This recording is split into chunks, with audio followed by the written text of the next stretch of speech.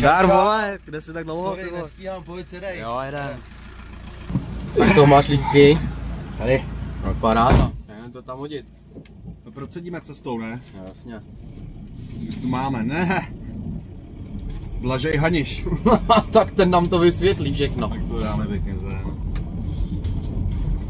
Kateřina počáteční, ty vole. Tak to stačilo. Stačilo. To stačilo. Ty je další. Honio Kokamura. Honio Kokamura. Tak ty vole, to zase budou zavřený hranice.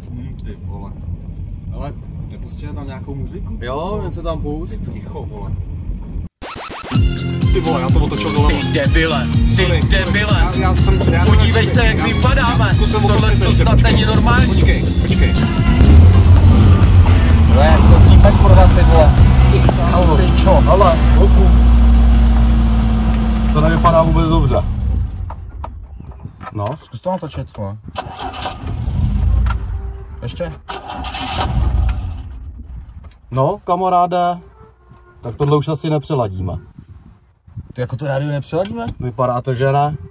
Ty víte, že budeme vypadat furt jak kundy. Co nechtěl říct. Ale, to je konec, kamaráde.